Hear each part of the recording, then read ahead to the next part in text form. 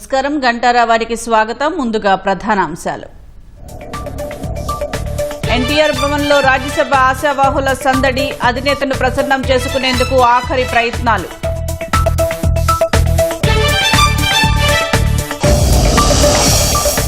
Godavari model Pushkar Panchayat ప్రణాళికలపై Pawan సమీక్ష, ఇటీవల రాజమహేంద్రవరంలో తీసుకున్న నిర్ణయాలపై చర్చ. ఢిల్లీలో కాక్రోచ్ జనతా పార్టీ భారీ నిరసన, ధర్మేంద్ర ప్రధాన్ రాజీనామా చేయాలంటూ డిమాండ్.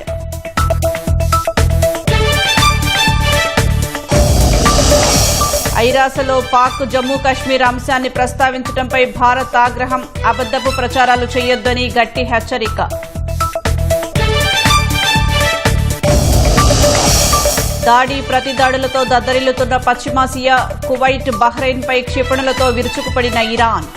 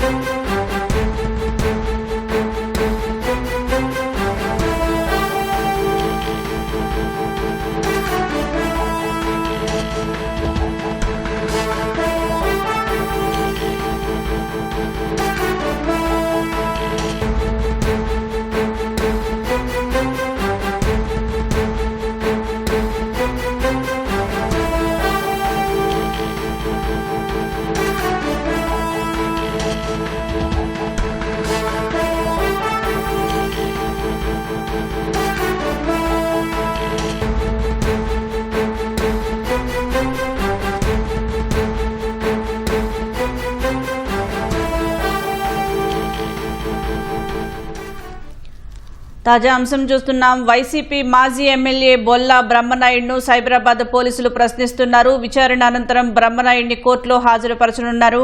గండిపేట భూముల కేసులో నిన్న కాంచీపురంలో బ్రహ్మనాయుడిని అరెస్టు చేసిన పోలీసులు హైదరాబాద్ కు తీసుకువచ్చారు.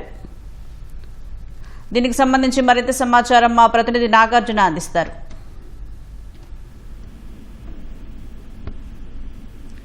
నాగార్జున, బొల్ల బ్రహ్మనాయుడు గండిపేట భూముల వ్యవహారంలో బొల్ల బ్రహ్మనాయుడు నిన్న కాంచీపురంలో ఆయన అరెస్ట్ చేశారు. అక్కడి నుంచి అక్కడ లోకల్ కోర్టులో హాజరుపరిచి ట్రాన్సిట్ వారెంట్ మీద హైదరాబాద్ తీసుకొచ్చారు. ప్రస్తుతం అయితే సిపి కార్యాలయంలో ఉన్నటువంటి ఈఓడబ్ల్యూ కార్యాలయంలో అతను విచారిస్తున్నట్లుగా తెలుస్తోంది.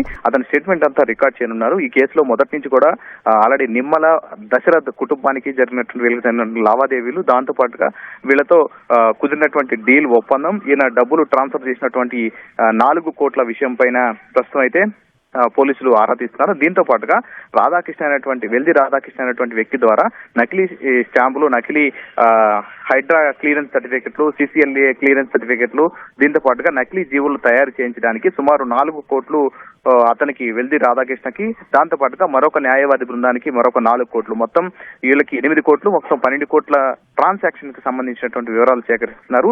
ఆల్రెడీ ఇప్పుడు ఇందులో బదిలీ చేసినటువంటి రాధాకృష్ణకి బదిలీ చేసినటువంటి 80 లక్షల రూపాయలు, 4 కోట్లలో 80 లక్షల రూపాయలు పోలీసులు ఎక్కడున్నాయో ఆచూకీ తెలిసినట్టుగా తెలుస్తోంది. దీనికి సంబంధించి వీళ్ళిద్దరి మధ్య జరిగినటువంటి లావాదేవీలను ఆల్రెడీ ట్రాన్సాక్షన్ డీటెయిల్స్, బొల్లా బ్రహ్మనాయుడికి సంబంధించినటువంటి ట్రాన్సాక్షన్ డీటెయిల్స్ కూడా పోలీసులు సేకరించారు. దీంతో పాటుగా ఇప్పుడు ఈ బొల్లా రమేష్, అంటే ఈ బొల్లా బ్రహ్మనాయుడికి బంధువైనటువంటి బొల్లా రమేష్ దొరికితే మరింత సమాచారం ఇందులో ఉంటుందని భావిస్తున్నారు. ప్రస్తుతానికైతే ఇప్పటి వరకు ఈ కేసులో కీలకంగా ఉన్నటువంటి వెల్ది రాధాకృష్ణ, ఆ తర్వాత బొల్లా బ్రహ్మనాయుడికి సంబంధించిన దాంట్లో ఈ కేసులో ఇప్పటివరకు అరెస్ట్ చేసినటువంటి వారిని ఆల్రెడీ వాళ్ళ స్టేట్మెంట్ల ఆధారంగా వీళ్ళని విచారిస్తున్నారు. మొదట ఈ కేసులో 3 అరెస్ట్ చేశారు. రీసెంట్ గా వెల్ది రాధాకృష్ణ కేసులో కీలకంగా వ్యవహరించి నకిలీ జీవోలు సూచించిన వెల్ది రాధాకృష్ణ అరెస్ట్ చేశారు. ఆ తర్వాత అతని డ్రైవర్ ని కూడా అరెస్ట్ చేశారు.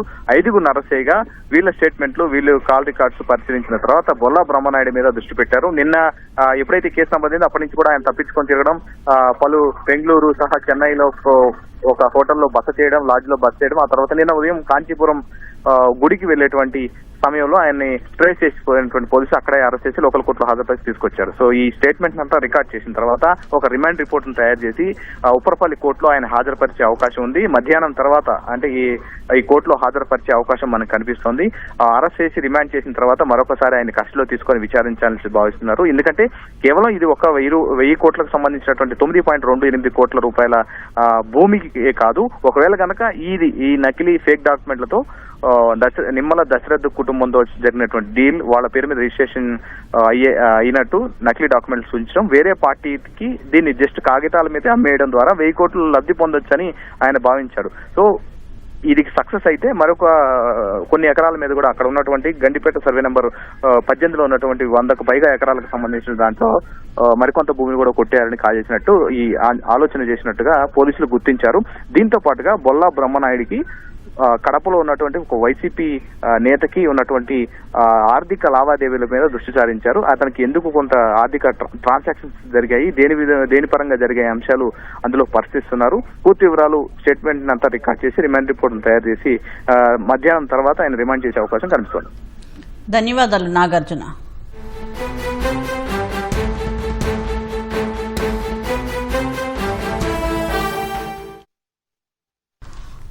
టీడీపీ కేంద్ర కార్యాలయం ఎన్టీఆర్ భవన్ కు మరి కాసేపట్లో ముఖ్యమంత్రి చంద్రబాబు చేరుకోనున్నారు. ఎన్టీఆర్ భవన్ వద్ద రాజ్యసభ ఆశావాహుల సందడి నెలకొంది. అధినేతను కలిసి ప్రసన్నం చేసుకునేందుకు ఆశావాహులు చివరి యత్నాలు చేస్తున్నారు.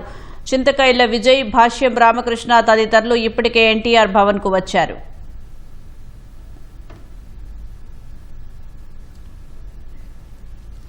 పార్వతీపురం మన్యం జిల్లా పెదపెంకి గ్రామంలో అభివృద్ది పనులపై ఉప ముఖ్యమంత్రి పవన్ కళ్యాణ్ సమీక్ష నిర్వహించారు. పెదపెంకిలో 100కు పైగా ఫైలేరియా కేసులు నమోదవటం, ప్రజలు తరచూ జ్వరాలు బారిన పడుతుండటంతో పవన్ అక్కడి సమస్యలపై దృష్టి పెట్టారు. ఇందుకు గల కారణాలను అన్వేషించాలని గతంలోనే ఆదేశించారు. దీనిపై అధ్యయనం చేసిన అధికారులు గ్రామంలో పారిశుద్ధ్యం సరిగా లేకనే సమస్యలు తలెత్తుతున్నట్లు గుర్తించారు. డ్రైనేజీ వెళ్లే మార్గాలు సరిగా లేక కొన్ని చోట్ల కాలువలు ఆక్రమణలకు గురయ్యాయని తెలిపారు. స్థానికులతో మాట్లాడి ఆక్రమణలు తొలగించి గ్రామం మొత్తం మ్యాజిక్ డ్రైన్లు నిర్మించామని సమీక్షలో పవన్ కు అధికారులు వివరించారు. గ్రామస్తుల నుంచి ప్రతిఘటన ఎదురైనా వాటిని అధిగమించి పనులు ముందుకు తీసుకువెళ్లిన జిల్లా పంచాయతీ, గ్రామీణాభివృద్ది శాఖ అధికారుల్ని పవన్ అభినందించారు. ఈ నెల 24న పెదపెంకి వెళ్లి మ్యాజిక్ డ్రైన్లు, ఇతర అభివృద్ది కార్యక్రమాలను ప్రారంభిస్తారని పవన్ వెల్లడించారు. దానికి డ్రైనేజ్ ఇవ్వకపోవడం బేసిక్ ఫండమెంటల్ అక్కడ స్టార్ట్ అవుతుంది. Then it created social conflict. ఇది ఒక 2018 నుంచి ఉంది సార్. నేను వెళ్తే విచిత్రంగా నన్ను రానివ్వలేదు ఇక్కడికి. They didn't even allow me to step in to that village because it will create a conflict. మీరు రావద్దు ఇక్కడికి అంటే నేను మనిషిని మొత్తం మా టీం పంపించాను. Even they had an issue. What triggered us అని అంటానికి ఆ రోజున చాలా బాధ అనిపించింది. అంటే మనం ఇన్ని మాట్లాడుతాం డెవలప్మెంట్ అనే బేసిక్ ఫైలేరియా కేసెస్ చిన్నపిల్లలకి అన్ని చూసి బాధ వేసి then that was a thought which propel me. God's grace, we came into power and it took me 2 years. అంటే నేను అనేది వచ్చి గవర్నమెంట్ ఫామ్ అయిన తర్వాత వచ్చిన తర్వాత నేను నడుపుతుంటే I think under your leadership I think you're able to crack it. That's the toughest job I know that what you had done. I think it's a commendable job you had done sir. Commendable job. Age old barriers break చేయడం sir. And I know that you had taken excellent measures to solve the issue, I mean to handle the issue. That I would like to, అంటే ఏం లేదు నేను వచ్చినప్పుడు that I would like to make it an interesting story. Maybe this should trigger us to make sure that rural planning should be good. Otherwise it can create a potential conflict and health issues అనేది ఆ showcase చేయడానికి ఇది పనిచేస్తుందని అనిపించింది నాకు. So that is one reason. మీరు ఎప్పుడు guide చేసి మమ్మల్ని once you're ready sir then I would like to make a personal visit sir. అది మీరు ఎప్పుడు ఒకసారి మన పేషీకి చెప్తే then I would like to be there. ఖచ్చితంగా ప్లాన్ చేద్దాం సార్. 24లో ఒక రోజు ముందు ఒక రోజు తర్వాత ట్రైబల్ విలేజ్ ని తమరు చూడాలి సార్. అంటే ఎక్స్పెక్ట్ చేసేది మనం అక్కడ అడుగు పెడితే చాలని సార్. లేదు సార్ ఖచ్చితంగా sir. 24 sir. Done sir. Done sir. దేశ రాజధాని ఢిల్లీలోని జంతర్ మంతర్ వేదికగా కాక్రోచ్ జనతా పార్టీ తొలి భారీ నిరసన చేపట్టింది. దేశ విద్యా వ్యవస్థ వైఫల్యాలు, నీట్ పరీక్ష, సిబిఎస్ఈ ఫలితాలపై ఆందోళనల వేళ కేంద్ర విద్యాశాఖ మంత్రి ధర్మేంద్ర ప్రధాన్ రాజీనామాకు డిమాండ్ చేస్తూ నిరసనలు చేపట్టింది. ఈ నిరసనకు భారీ సంఖ్యలో యువత తరలివచ్చింది. ప్రధాన్ రాజీనామా చేయాలంటూ ప్లకార్డులు పట్టుకుని ఆందోళన చేసిన నిరసనకారులు కేంద్ర ప్రభుత్వానికి వ్యతిరేకంగా నినాదాలు చేశారు. ఆందోళన వేళ జంతర్ మంతర్ పరిసరాల్లో ఢిల్లీ పోలీసులు 1000 మందికి పైగా సిబ్బందిని మోహరించారు. అంతకుముందు సీజేపీ వ్యవస్థాపకుడు అభిజిత్ దీప్కే బోస్టన్ నుంచి ఢిల్లీకి వచ్చారు. ఇప్పటి వరకు సోషల్ మీడియాలో మాత్రమే కనిపించిన అభిజిత్ దీప్కే అమెరికా నుంచి తొలిసారి భారత్కు వచ్చారు.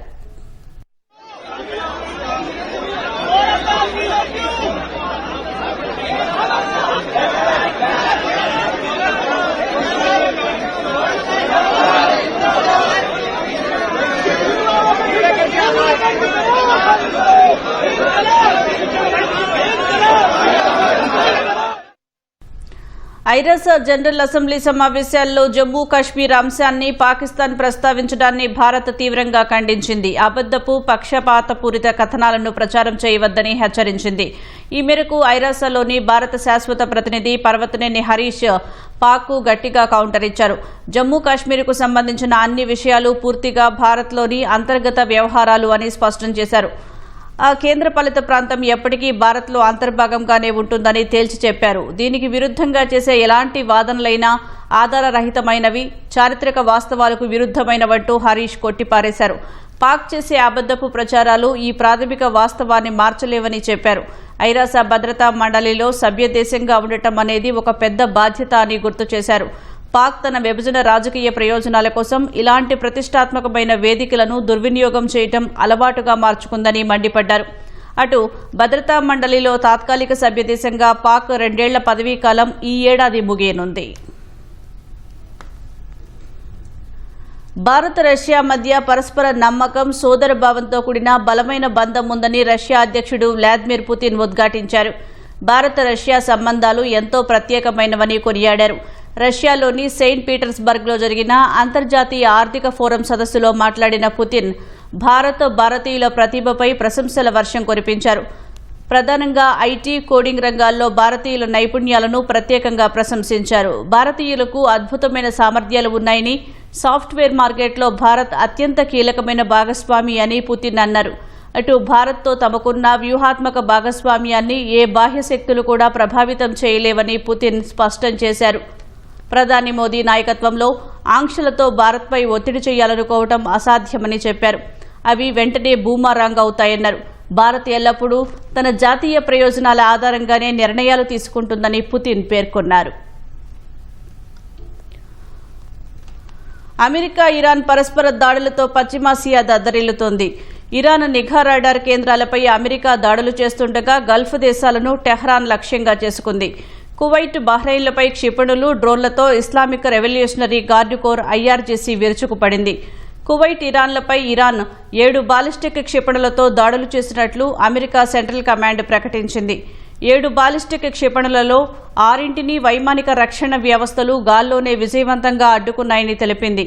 మిగిలిన 7వ క్షిపణి తన లక్ష్యాన్ని చేరుకోలేకపోయిందని పేర్కొంది. దాడుల సమయంలో కువైట్లో 5 సార్లు ప్రమాద హెచ్చరిక సైరన్లు మోగాయి. ప్రస్తుతం పరిస్థితి అదుపులోనే ఉందని, శత్రు క్షిపణి దాడులను సమర్థవంతంగా తిప్పికొడుతున్నట్లు కువైట్ సైన్యం వెల్లడించింది. బహ్రెయిన్లోనూ సైరన్లు మోగాయి.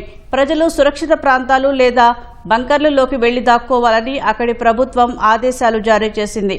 అటు శత్రు స్థావరాలపై క్షిపణులతో విజయవంతంగా దాడులు చేసినట్లు ఐఆర్జీసీ ప్రకటించింది.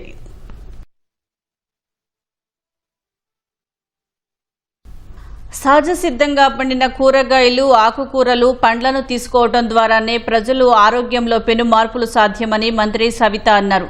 గుంటూరు జిల్లా తాడేపల్లిలోని ఏఎస్ఆర్ ఆర్గానిక్ ఫామ్ను సవిత సైకిల్పై వచ్చి పరిశీలించారు. ఆర్గానిక్ పద్ధతిలో పండించిన ఆకుకూరలు, కూరగాయలను మంత్రి కొనుగోలు చేశారు. వాతావరణ సమతుల్యతను దెబ్బతీసే రసాయన ఎరువుల వినియోగాన్ని తగ్గించాలని రైతులకు మంత్రి పిలుపునిచ్చారు. కాలుష్యాన్ని తగ్గించేందుకు సైకిల్, విద్యుత్ వాహనాలను వినియోగించాలని కోరారు. కరోనా కన్నా మహమ్మారి క్యాన్సర్. ఈ క్యాన్సర్ ఎందుకు వస్తూ ఉంది అంటే మనం తినే తిండి బట్టే ఈ క్యాన్సర్ వస్తుంది అన్న విషయం మనందరికీ తెలుసు. కాబట్టి దయచేసి ప్రజలందరికీ తెలియజేసేది ఒకటే, రైతులు కూడా బాగా సమయస్ఫూర్తి పెరిగింది. కమర్షియల్ క్రాప్స్లో ఎక్కువగా యూరియా కావచ్చు, రసాయక ఎరువులు వాడడం వల్ల పంట దిగుబడి రావచ్చే తప్ప వారి కుటుంబంలో ఉన్న కుటుంబ సభ్యులు కూడా ఆరోగ్యం చెడిపోతున్నారు అని వారు కూడా ఆర్గానిక్ ఫార్మింగ్కి మరి ఎక్కడికక్కడ పొలం పిలిచింది అనే కార్యక్రమం, పొలం పండుగ అనే కార్యక్రమం ప్రభుత్వం చేయటం వల్ల మరి రైతులకు కూడా అవేర్నెస్ పెరిగింది. మరి ప్రజలకు కూడా అవేర్నెస్ పెరగాలి. ఎందుకంటే ఇలా పండిస్తున్న రైతన్నులందరికీ మనం సహకరించి మరి బారిట్ రేట్ కన్నా 10 రూపాయలు ఎక్కువ అయిండొచ్చు. మనం లక్షలు కడుతున్నాం, లక్షలు కట్టినా మన ఆరోగ్యాన్ని మనం కాపాడుకోలేకపోతున్నాం. మరి ఒక్క నెలన్నా మీరు ఆర్గానిక్ ఫుడ్ తినండి, అప్పుడే మీ ఆరోగ్యంలో పెను మార్పులు మొదలవుతాయి. పార్వతీపురం మన్యం జిల్లా నందా గ్రామంలో జ్వరాలతో మంచం పట్టిన గిరిజనుల బాధలపై ఈటీవీలో ప్రసారమైన వార్తకు అధికారులు స్పందించారు. గత వారం రోజులుగా నందా గ్రామంలో జ్వరాలతో 30 మంది వరకు బాధపడుతున్నారు. మరో 4 సాలూరు ఆసుపత్రిలో చికిత్స పొందుతున్నారు. గ్రామస్తుల అవస్థలపై ఈటీవీలో వార్తా ప్రసారం కావడంతో వెంటనే వైద్యాధికారులు స్పందించారు. నందా గ్రామంతో పాటు నందబొడ్డ వలసిలోనూ వైద్య శిబిరం నిర్వహించారు. జ్వరాలతో బాధపడుతున్న 50 మంది గిరిజనులను గుర్తించి వైద్య పరీక్షలు చేసి మందులు అందజేసినట్లు వైద్యులు తెలిపారు. గ్రామాల్లో పారిశుద్ధ్య పనులు చేపట్టాలని సచివాలయ సిబ్బందికి సూచించారు.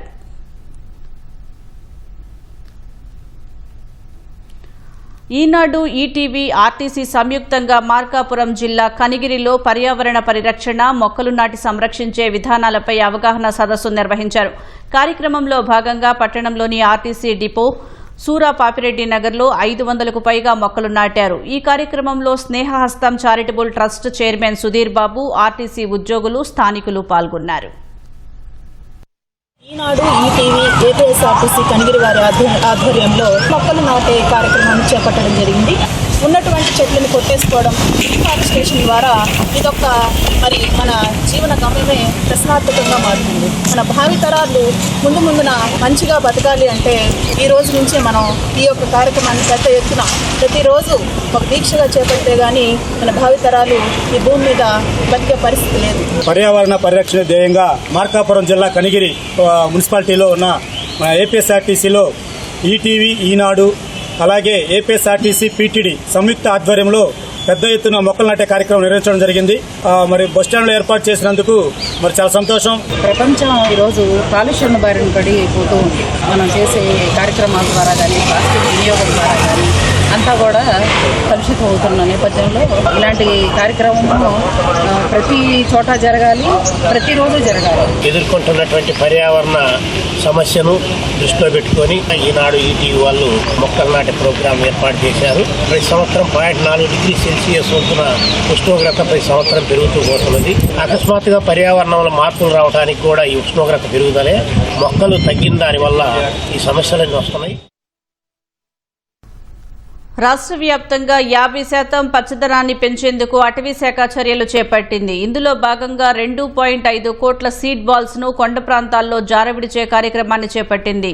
కొండపల్లి బొమ్మలకు ప్రాణం పోసే తెల్లపునికి చెట్ల కొరతతో కళాకారుల జీవితాలు దుర్భరమవుతున్న నేపథ్యంలో వాటి పెంపుపై అధికారులు దృష్టి సారించారు. రాష్ట్ర వ్యాప్తంగా 23 రకాల చెట్లు పెంచాలని ప్రణాళిక రూపొందించామని చెబుతున్న అటవీ శాఖ ప్రిన్సిపల్ చీఫ్ కన్జర్వేటర్ చలపతిరావుతో ఈటీవీ ముఖాముఖి.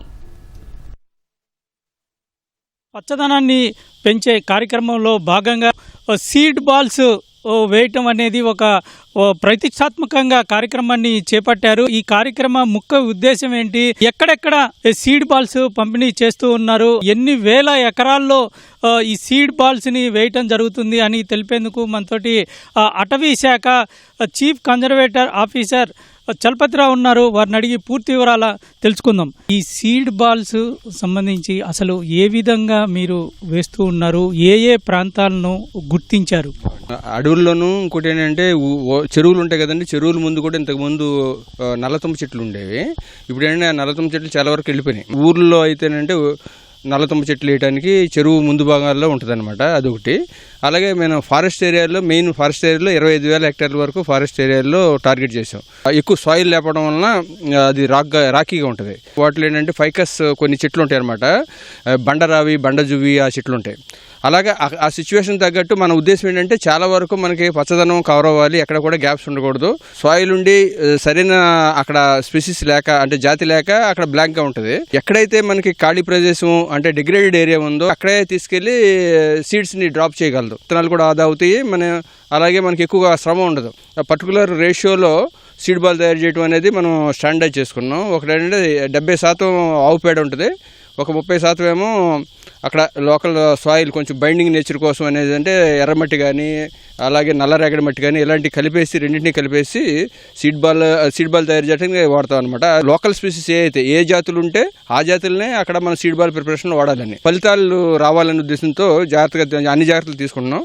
మనం ఈ సంవత్సరం ఏంటంటే 25,000 హెక్టార్లు ఐడెంటిఫై చేసి కొండల మీద వాటికి ఏంటంటే కొండల మీద కంటే మనం మనుషులు చేరుకోలేం, అందుకోసం డ్రోన్స్ వాడుతున్నాం. ఎక్కడైతే మనం చేరుకోగలమో వాటిలో చేతులతో కూడా వేస్తాము. అలాగే కొన్నిటికి ఏంటంటే సీడ్ బాల్ కాకుండా డైరెక్ట్ సీడే డిబ్లింగ్ చేస్తాం అనమాట. ఎన్ని రోజుల పాటు ఈ కార్యక్రమాన్ని చేస్తాం? అదే ఇప్పుడు మనకి 2.5 కోట్ల సీడ్ బాల్స్ తయారు చేయాలనేది మనం అనుకున్నాం, టార్గెట్ చేసాము. ఈ మంత్ అంతా కూడా సీడ్ బాల్ ప్రిపేర్ చేసి, ఎందుకంటే వన్స్ సీడ్ బాల్ ఒకసారి తయారు చేసిన తర్వాత దానికి 3 రోజులు మనం నీడలో ఆరబెట్టాలి. సో ఆరబెట్టి స్టోర్ చేస్తున్నాం. అలా చేసి 2.5 కోట్లు ఈ సంవత్సరం చేయాలని మనకి ముఖ్యమంత్రి గారు ఉప ముఖ్యమంత్రి గారు ఆదేశాలు ఇవ్వడం ద్వారా మేము ఇది మొదలు పెట్టామన్నమాట. మేము కంప్లీట్ చేసుకుని ఒక 2 వర్షాలు పడిన తర్వాత మనకి నేల కొంచెం తేమ శాతం పెరిగిన తర్వాత ఆ సీడ్ బాల్స్ వేయాలనేది మన ఆలోచన. ఎన్టీఆర్ జిల్లాలో చూసుకుంటే కొండపల్లి బొమ్మలు అనేది చాలా ప్రత్యేకంగా ఉంటాయి. వాటికి అవసరమైనటువంటి తెల్ల పునికి చెట్లు చాలా కొరతగా ఉందని కళాకారులు ఆవేదన చెందుతూ ఉన్నారు. దానికి సంబంధించి వాటి వృద్ధి కోసం మీరు ఏ విధమైనటువంటి చర్యలు చేపడుతూ ఉన్నారు? దీంట్లో బాగా ఇది కొండ రాళ్లలోనే అది లోపల సందుల్లో నుంచి పెరగటం మొదలైనవి, అలాగా అక్కడక్కడ ఉన్నాయి. వాటికి ఇక్కడ సీడ్ సరిపోక మనం ఏం చేసామంటే మనకి ఇక్కడ రాయలసీమ ఏరియాలో వెలుగొండల్లో అలాగే శేషాచలం హిల్స్ అలాగే నల్లమల ఆ ప్రాంతాల నుంచి అంతా కూడా సీడ్ కలెక్ట్ చేసి ఇప్పుడు ఇక్కడ తీసుకొచ్చి డిబుల్ చేయాలనేది మన ఆలోచన. దానిలో భాగంగా ఈ సంవత్సరం ఒక 1000 మొక్కల్ని నాటాం. ఎందుకంటే అది మొలవటం కూడా చాలా కష్టమైంది. మళ్ళీ కూడా పూర్వవైభవం తీసుకురావాలి, ఈ కొండల్లో అంతా కూడా మనకి తెల్ల పొన్నికి చెట్లు రావాలనే ఉద్దేశం. ఆ పొన్నికి చెట్ల వలన మనకి కళాకారులకి అందరికీ కూడా వుడ్ సప్లై చేయడం కూడా ఈజీ అవుద్దని మనం ప్లాంటేషన్స్ ఈ సంవత్సరం అయితే 1 హెక్టారు వరకు రై చేయాలని, ఇంకా నెక్స్ట్ ఇయర్ నుంచి ఇంకెక్కువ చేద్దామని. మొత్తం ఎన్ని రకాలైనటువంటి మొక్కలను ఇందులో సీడ్ బాల్స్ని తయారు చేస్తూ ఉన్నారు? సీడ్ బాల్ ఇప్పుడు వరకు ఒక 23 రకాలను మేము ఎన్నుకున్నామండి. ఆ స్టేట్ మొత్తం ఈ రకమైన మొక్కలు వేయాలనేది కాకుండా ఎక్కడికి తగ్గ మొక్కలు అక్కడ అనమాట. సో ఇప్పుడు ఈ కొండపల్లి ఏరియాలో చూసుకుంటే మనకి తెల్లపొనికి దగ్గర నుంచి రేల, మర్రి అంటే బండరావి ఇవన్నీ ఉంటాయి అన్నమాట. అందుకని ఇక్కడున్న ఇప్పుడు స్పెసిస్ని ఇక్కడే వీళ్ళు చేస్తారు. చింత ఇప్పుడు చూసారు ఇక్కడంతా చింత చెట్లు ఎక్కువ ఉంటాయి. సో అందుకని ఎక్కడ ఏ ఏరియాలో మనం చేస్తే ఆ ఏరియాలో ఉన్న చెట్లనే తీసుకోవాలనేది మన ఆలోచన అనమాట. ఎందుకంటే వేరే చోట తీసుకొస్తే ఇక్కడ ఒకటిను అది సరైన అనువైన ప్రాంతం కూడా ఉండదు కాబట్టి అక్కడ పరిస్థితుల ప్రకారం క్లైమేట్ ప్రకారం ఎదుగుతుంది కాబట్టి చెట్టు ఎక్కడ దొరికే మొక్కలు అక్కడే విత్తనాలు అక్కడి నుంచే సేకరించి చేయాలనే ఉద్దేశం. మనం 23 నుంచి ఒక 50 రకాల వరకు కూడా మనం మన సీడ్ బాల్స్ ద్వారా చేయాలని. మొక్కలు నాటిన తరువాత వాటిని పెంచటం, వాటిని పర్యవేక్షణ చేయటం అనేది ఒక పెద్ద ప్రహసనంగా మారుతుంది. దీనికి సంబంధించి వాటి పర్యవేక్షణ ఎలా ఉంచబోతున్నారు? ఇక మీదట పూర్తి స్థాయిలో దాన్ని ఏ విధంగా చేయబోతున్నారు? ఐటీ టెక్నాలజీ ద్వారా ఐడెంటిఫై చేసి మనం దాన్ని ఏమో శాటిలైట్ మానిటరింగ్ ద్వారా చేద్దామని 20-25 ఏళ్ల కృషి అనమాట. అది ఇప్పుడు మనకి కెనిపి పెరుగుతుంది. మనకి ప్రతి సంవత్సరం FSI 2 సంవత్సరాలకు ఒకసారి మనకి ఇస్తుంది రిపోర్టు. ఆ రిపోర్ట్స్ చూస్తే ఏంటంటే ప్రతిసారి మనకి ఇంప్రూవ్ అవుతూ ఉందన్నమాట. దేశంలోనే మనం నెంబర్ 1గా ఉన్నాం. ఫుడ్ ఫర్ వర్క్ కావచ్చు, కావచ్చు చాలా స్కీమ్స్లో మీరు అని అవన్నీ అంటే సాయిల్ మాయిశ్చర్ అంటే మొక్క వేయటం పెంచడం అనేది కాదండి. మనకేంటంటే అక్కడున్న ఎన్విరాన్మెంట్ని ఇంప్రూవ్ చేస్తే ఆటోమేటిక్గా అక్కడ రీజనరేషన్ పెరుగుద్ది. పచ్చదనం 50% పెరగాలనేది ఉంది కాబట్టి ఉప ముఖ్యమంత్రి గారు కూడా రావడానికి కారణం అదే. వచ్చేసి అందరితో పార్టిసిపేట్ చేసి అంటే ప్రజలందరినీ ఇన్వాల్వ్ చేద్దామని, అంటే ఇది ఒక డిపార్ట్మెంట్ యాక్టివిటీ కాదు, అందరిది యాక్టివిటీ అనేది తీసుకురావడానికి అందరితో పాటు ఇన్వాల్వ్ అయ్యి ఇప్పుడు స్కూల్ చిల్డ్రన్ దగ్గర నుంచి అందరినీ దీనిలో భాగంగా చేశాం అనమాట. అంటే గ్లోబల్ వార్మింగ్ అనేది ఇప్పుడు ప్రతి ఒక్కరు అబ్జర్వ్ చేస్తున్నారు. టెంపరేచర్స్ పెరిగిపోతున్నాయి. ఎల్నినో అనేది మనకి ప్రతి 7 సంవత్సరాలకి ఒకసారి వచ్చినా కూడా ఓవరాల్ టెంపరేచర్స్ పెరిగిపోతున్నాయి. ఇప్పుడు కరువు రావచ్చు, బట్ అది కాదు. మనకేంటంటే టెంపరేచర్ పెరిగిపోతున్నాయి అందరికీ తెలిసింది కదా. మనకి ఎక్కడైతే మొక్కలు ఉన్నాయో అక్కడ మనకేంటంటే ఏసీ అవసరాలు ఏమి ఉండవండి. మన ఏసీ ఏం చేస్తుంది, మన ఇంట్లో వేడి తగ్గిస్తుంది, బయట వేడి వదులుతుంది. ఇక్కడ అలా కాదు, మొక్క అలా కాదు. మొక్క ఏంటంటే మొత్తం పర్యావరణాన్ని మొత్తాన్ని కూడా కూల్ చేసే విధానం అనమాట. ఇప్పుడు మనం ఇక్కడ ఈ బ్యాంబూ కానీ ఈ ఫారెస్ట్ కానీ ఇక్కడికి ఉన్న ఫీలింగ్ వేరు. మనం బయటికి వెళ్ళి రోడ్డు మీదకి వెళ్ళిన తర్వాత అట్లీస్ట్ 2 degrees డిఫరెన్స్ అయితే ఉంటుంది. ఎందుకంటే మొక్క ఏం చేస్తుందంటే వాటర్ని తీసుకుని బయటకు వదులుతుంది. ఫోటోసింథసిస్ రూపంలోనేమో కార్బన్ డైఆక్సైడ్ తీసుకుని ఆక్సిజన్ వస్తుంది కదా, అలాగే ఈ లోపల ఉన్న మాయిశ్చర్ అంతా కూడా బయటికి తీసుకురావడం వల్ల చల్లదనం వస్తుంది. సో చల్లదనం అనేది మనకి కారణం. మనం ఉండాలంటే చల్లదనం ఉండాలి కాబట్టి మొక్కలు ఉంటేనే చల్లదనం ఉంటుంది, ఆక్సిజన్ అవైలబిలిటీ ఎక్కువ ఉంటుంది. ఈ రకం పర్యావరణానికి మొక్క అనేది చాలా ఇంపార్టెంట్ కాబట్టి దానికోసం అందరం కృషి చేస్తున్నాం. ఈ సీడ్ బాల్ వేయటం ద్వారా కనీసం 50% గ్రీనరీని పెంచేందుకు లక్ష్యంగా చేపడుతూ ఉన్నారు. ఈ కార్యక్రమం ఖచ్చితంగా విజయవంతం చేసేందుకు ప్రభుత్వము అదేవిధంగా ప్రజలు కూడా దీనికి తోడ్పాటు కావాలని కోరుతూ ఉన్నారు. కెమెరామెన్ కోటితో జయప్రకాష్, ఈటీవీ న్యూస్, కొండపల్లి నుంచి. మత్స్యకారులు ఎన్నాళ్లుగానో వేచి చూస్తున్న గిలకల దిండి ఫిషింగ్ హార్బర్ ఎప్పటికీ అందుబాటులోకి వస్తుందో అర్థం కావడం లేదు. ఏటికేడు డెడ్లైన్లు మారుతున్నాయే కానీ పనులైతే పూర్తి కావడం లేదు. కూటమి ప్రభుత్వంలోనైనా కొలిక్కి వస్తాయనుకుంటే ఈ ఏడాది ఆ ఆశలేవి నెరవేరేలా కనిపించడం లేదు.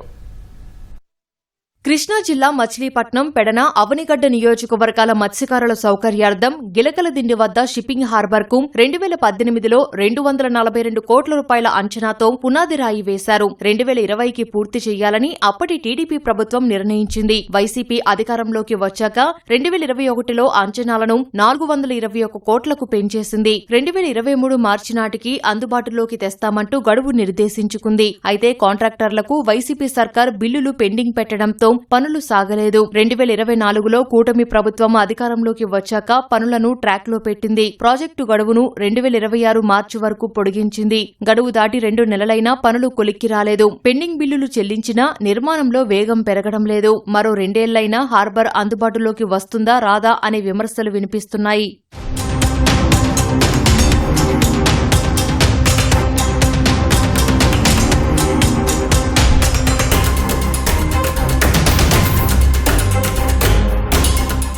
సముద్రం నుంచి పడవలు జెట్టీల దగ్గరకు వచ్చేందుకు వీలుగా నిర్మిస్తున్న మొగ నిర్మాణం ఏళ్లుగా కొలిక్కి రావట్లేదు. బ్రేక్ వాటర్ నిర్మాణాల వద్ద రాళ్లు, టెట్రాప్యాడ్స్ లోపలికి కూరుకుపోతున్నాయి. పరిస్థితులకు అనుగుణంగా నిర్మాణం చేసేందుకు ఐఐటీ మద్రాసు నుంచి 2 నెలల కిందట నూతన ప్రణాళికలు వచ్చాయని అధికారులు చెబుతున్నారు. కీలకమైన మొగ, బ్రేక్ వాటర్, డ్రెడ్జింగ్ పనులు ఆగిపోవడంతో మిగిలిన ఏ పనులు సాగడం లేదని చెప్తున్నారు.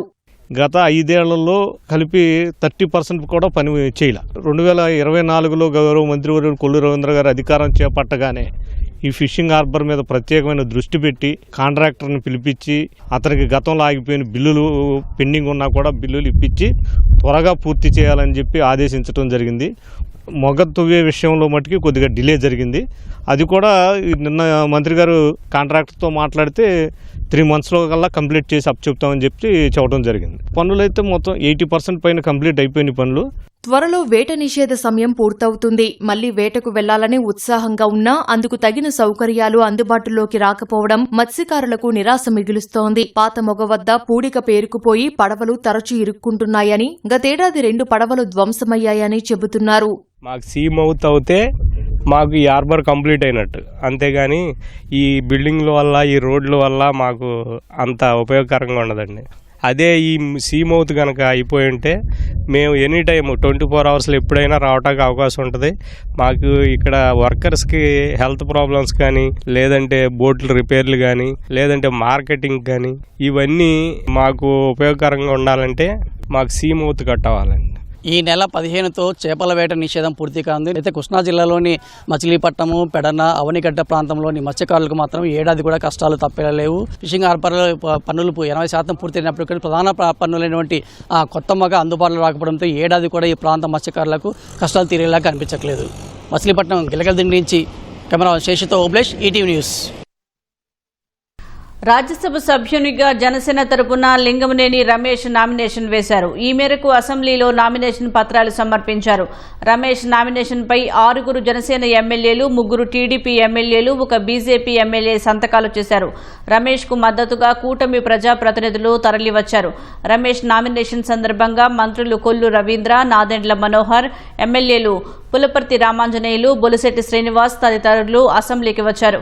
మరోవైపు లింగమనేని రమేష్ రాజ్యసభ సభ్యుడిగా ఎంపిక కావడంతో ఆయన స్వగ్రామం కృష్ణా జిల్లా మౌవా మండలం పెదముత్తేవిలో సందడి వాతావరణం నెలకొంది. లింగమనేని రమేష్ గ్రామస్థాయి నుంచి రాజ్యసభ వరకు వెళ్లడం ఎంతో ఆనందంగా ఉందని గ్రామస్తులు అన్నారు. లింగమనేని ఇంకా ఉన్నత పదవులు అలంకరించాలని కోరుతూ శ్రీ లక్ష్మీపతి స్వామి దేవాలయంలో గ్రామస్తులు ప్రత్యేక పూజలు నిర్వహించారు.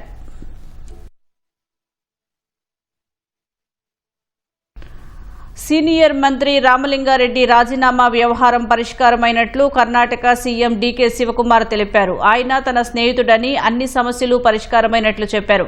రామలింగారెడ్డి రాజీనామా అంశంపై కథలు అల్లవద్దని కర్ణాటక సీఎం సూచించారు.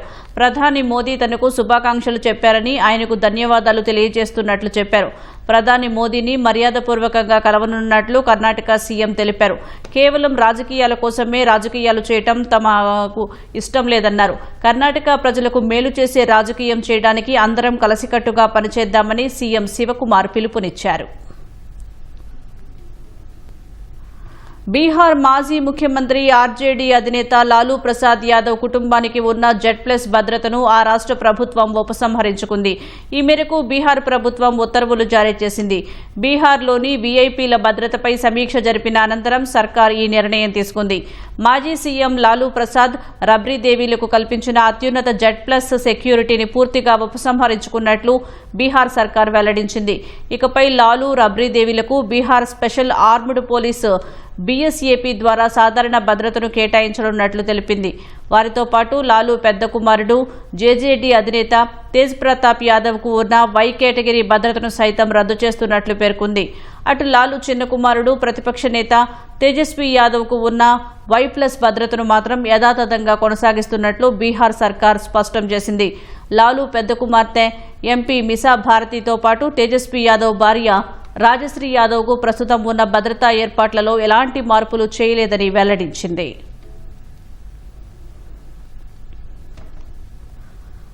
కేరళలోని మల్లపురంలో ఈ తెల్లవారుజామున జరిగిన ఘోర రోడ్డు ప్రమాదంలో 2 మృతి చెందగా 20 మందికి పైగా గాయపడ్డారు.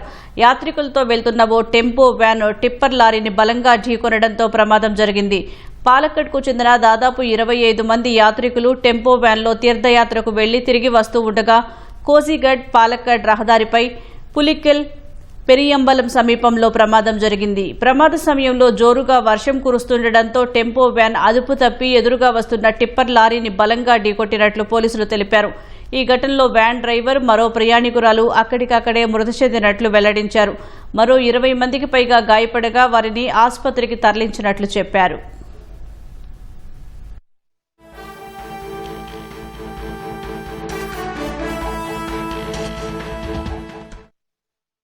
గ్రామాల్లో డిజిటల్ సేవలు అందుబాటులోకి తెచ్చేలా సమృద్ధి కేంద్రం ఏర్పాటు చేసినట్లు కేంద్ర మంత్రి పెమ్మసాని చంద్రశేఖర్ తెలిపారు. గుంటూరు జిల్లా చేబ్రోలు మండలం నారాకోడూరులో సమృద్ధి కేంద్రాన్ని పొన్నూరు ఎమ్మెల్యే ధూళిపాళ్ల నరేంద్రతో కలిసి ఆయన ప్రారంభించారు. కేంద్ర ప్రభుత్వ నిధులతో సమృద్ధి కేంద్రం ద్వారా పౌర సేవలు, డిజిటల్ వైద్య సేవలు అందిస్తున్నట్లు వివరించారు. గ్రామంలో మీరు ఎక్కడికి వెళ్లకుండా మీ సేవలన్నీ కూడా ఒకే ఒక ప్లేస్ లో తీసుకొచ్చేటువంటి ముఖ్య ఉద్దేశం. అంటే ఇందులో అనేకం ఉన్నాయి. మొట్టమొదటిగా తీసుకుంటే హెల్త్, ఆరోగ్యం. ఎందుకంటే ఆరోగ్యవంతమైన గ్రామమే అభివృద్ధి చెందినటువంటి గ్రామం. ఈ రోజు ఇక్కడ పెట్టినటువంటి టెస్టులు ఏవైతే ఉన్నాయో దాదాపు 60 టెస్టులు, మీ బీపీకి గాని, షుగర్కి గాని, రెగ్యులర్ ఎనీమియా, బ్లడ్ టెస్ట్ ఏవి కావాలన్నా 60 టెస్టులు మీరు అక్కడికి పోతే 10 నిమిషాల్లో చేసేటువంటి పరిస్థితి. బయట ల్యాబులతో పోలిస్తే కనీసం 30 నుంచి 50% రేటు తక్కువలో ఉండేటువంటి పరిస్థితి ఇక్కడ. ఒకవేళ ఆ టెస్టులు చేయడానికి ఒక ట్రైన్డ్ నర్సు ఉంటుంది. ఆ నర్సు ఆ టెస్టులు చూసుకొని మీ బీపీ, షుగర్ చెక్ చేసి డాక్టర్ని కన్సల్ట్ చేసేటువంటి విధానం ఇందులో వచ్చింది. ఒక డయాబెటిక్ అంటే షుగర్ టెస్ట్ చేయించుకోవాలంటే బయట 500 రూపాయలు అయితే ఈ కేంద్రంలో 350 రూపాయలకి మీకు షుగర్ టెస్ట్ వచ్చేటువంటి పరిస్థితి. అంటే 150 రూపాయల తక్కువలో, మీకు ఉదాహరణకి చెప్తా ఉన్నాను, తక్కువ వచ్చేటువంటి పరిస్థితి. ఈ కేంద్రం ద్వారా మన పిల్లలు ఇక్కడే మనం చూసాం. ఇక్కడ మన పిల్లలు ఏదైతే కంప్యూటర్లో ఇవాళ అత్యాధునికమైన సాంకేతిక పరిజ్ఞానంలో మన పిల్లల్ని చేర్పించడానికి ఇక్కడ ట్రైనింగ్ సెంటర్ ను కూడా ఏర్పాటు చేయడం జరిగింది. వాళ్ళకి వాళ్ళ సర్టిఫికెట్స్ కూడా ఇష్యూ చేశారు. ఈ ఒక్క నారాకోడూరు గ్రామాన్ని తీసుకుంటే 150 మంది పిల్లలు హై స్కూల్లో చదువుతా ఉన్నారు. ఈ గ్రామంలో ఉన్న ప్రతి తల్లి తండ్రిని కోరేది ఒకటే, మీ పిల్లలకు సమయం ఉన్నప్పుడు రోజుకో గంటైనా ఈ సెంటర్ కు పంపించండి. ఇక్కడ వాళ్ళు రకరకాలైన కోర్సులు కంప్యూటర్స్ ద్వారా వారికి నేర్పిస్తా ఉన్నారు. దాని ద్వారా మన పిల్లలు మెరుగైన సాంకేతిక పరిజ్ఞానం ఇవాళ మనం చూస్తా ఉన్నాం. ఏనో డిజిటల్ టెక్నాలజీ ఏనో రకరకాల పేర్లు వస్తా ఉన్నాయి. వాటికి ఆ అధునాతనమైన విజ్ఞానాన్ని మన పిల్లలకు అందించేందుకు మన ఇంటి గడపకే ఇవాళ ఈ కేంద్రం ద్వారా అందిస్తా ఉన్నారు. కాబట్టి దాని ద్వారా ఆ సేవలు అందుకోవాలని చెప్పి కూడా నేను తెలియజేస్తా ఉన్నా.